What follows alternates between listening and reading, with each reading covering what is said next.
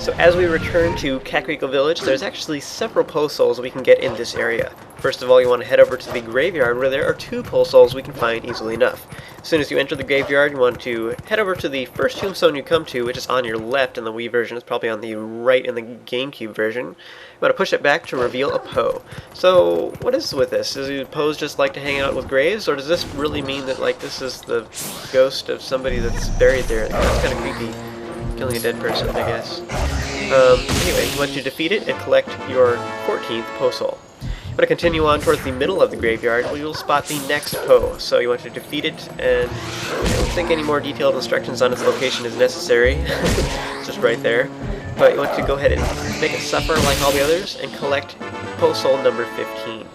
With that, we are done with everything we needed to do in the graveyard, so head back towards Kakariko Village and head all the way over to Barnes' shop. He actually has, he sent us a letter informing us that he has the 3rd type of bomb available. Yay! And he was rather cryptic about it, and he didn't really explain what it was, but these are Bomblings. These are the same little critters, whatever, that we saw in the Forest Temple. We used to blow up boulders and such when we were there. It's the very same ones, and we'll actually be able to use them. They work slightly different now that they're as bombs. So you want to head over to Barnes' shop. You can head over there as a wolf. It's a little bit faster that way, and you can actually get on the side of the building or the side of the stairs there, and you can transform back into your Hylian form, and that way the Goron doesn't see you. Head on inside, and you want to sell back the bombs in one of your bomb bags. So you should have 3 bomb bags total right now. This will make room so that we can get the fill it with the other type of bombs. So the 3 bomb bags, one of them we got from Barnes. We bought them from him. The other one we got from Izza's Rapid Ride in Upper Zora's River. And the 3rd one we got from the Goron that was in Zora's Domain. You sink down to the bottom of the throne room and then blow up the boulder there that we teleported there actually. And then there's a Goron inside. So now you want to go ahead and buy the Bomblings. Now these ones are totally optional. The first 2 types of bombs were required to beat the game. The 3rd type is not. It's just totally optional. It's just for fun. So you can buy them if you like. They're not really useful for blowing up walls and such, but they're more for in battle and stuff like that, because they're really quick, because they blow up like pretty instantaneously. You set them on the ground, and they'll scurry forward really quickly, and they act a lot like bomb chews from previous Zelda titles, such as Ocarina of Time, Majora's Mask, and Phantom Hourglass. So they work very similar to that. Anyways, it's just totally fun. I'm just getting them. I actually don't even really use them very often, but they're kind of cool. Now you'll notice that I walked past a danger flammable, tag or whatever that was on the wall. And, I didn't really mention this earlier, but you can use your lantern inside Barnes' shop, and he, freaks out at you. So you can do that for fun if you want to. The first time he'll, yell at you, and the second time he'll, forcibly take you out and everything. So you can check that out if you like to. Anyways, you want to head up to above Barnes' shop, and you go to his old storage shed. Where is he keeping all his supplies now? He's getting more supplies from, the Gorons from Death Mountain and everything, but I don't see any supplies there. He doesn't have a new shed yet, so where is he keeping all his supplies now? Anyways, there's a Poe Soul that is hiding there. You want to defeat it to get your 16th soul. So with that, you want to head over to the top of the area. There's this area with the, I guess the tallest building in the village. I want to head up here. There's another Poe. You want to kill this one to get your 17th soul. So, yay! With that, you want to make a suicidal jump off this ledge.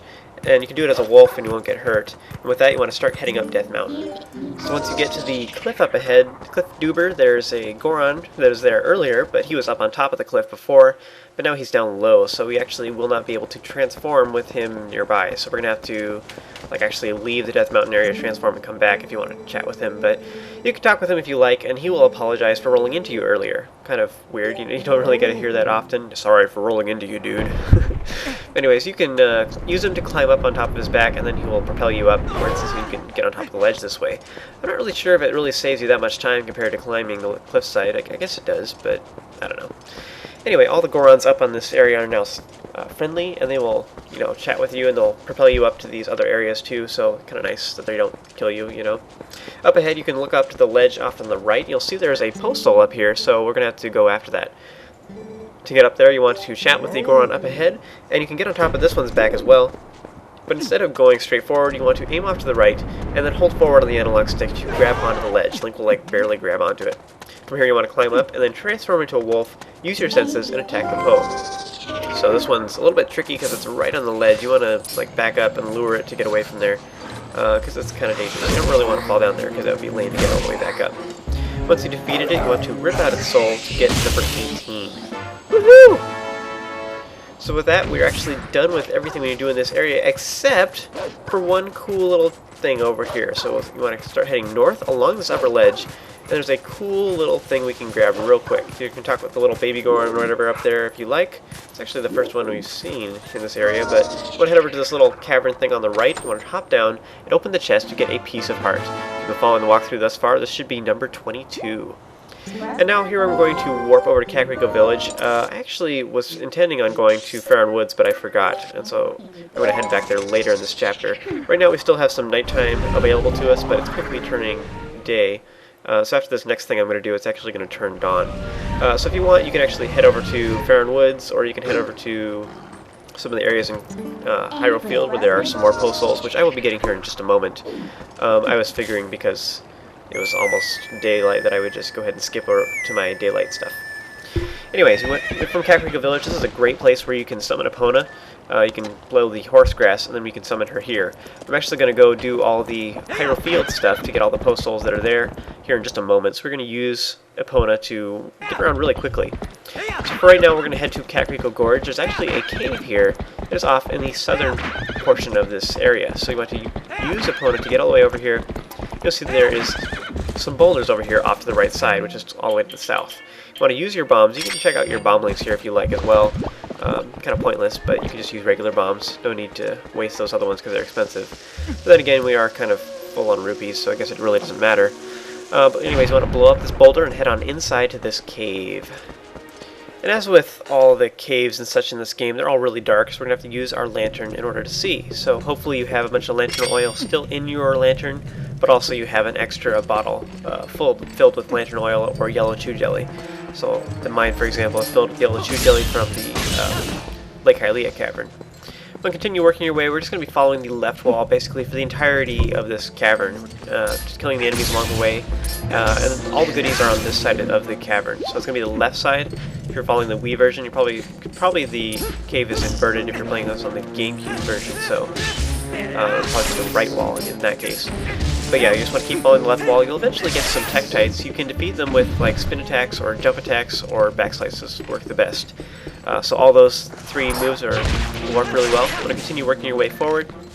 You'll get to some Deku Baba there, and there's also a Baba Serpent that is hanging from the ceiling. That one, I didn't actually see it, but you see it later. I'm not really sure why it didn't come down and attack me. Maybe I just wasn't standing close enough. Anyway, you want to continue working your way to the left. You'll eventually come to a cobweb and behind it there's a Scutula that is guarding a chest. Defeat the Scutula, and you can light the lantern or the lamp if you want, and then go ahead and open the chest to get a purple rupee, which is worth 50.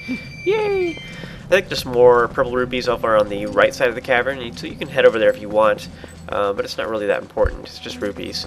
You want to continue working your way to the north, once again, just following the left wall, and you'll eventually come to some more cobwebs. You'll defeat all the keys and stuff along the way. But you'll see there's a cobweb over here. You want to go ahead and burn through it, and back here there's a Scutula, so you want to defeat it, and after that you want to light the two torches. Once again, every time in Twilight Princess when there are two torches that are suspiciously placed near each other, it obviously means you want to light them both. This will cause a chest to appear containing a piece of heart. Been following the walkthrough thus far, this should be piece of heart number 23. With that, we want to continue following the left wall. This will lead us to a Poe Soul. So you want to transform into a wolf and use your senses and defeat it. This will grant you Poe Soul number 19. That's everything that we had to do in this cavern. Also, we could have tackled this cavern earlier before, but now we're actually capable of getting the Poe that's in here. And this Poe is actually here in a cave. It's actually here during the day as well. So you could actually, you could do this cave while it's daylight out for one of those things when you're waiting for it to turn night, if you're planning on collecting all the Poes.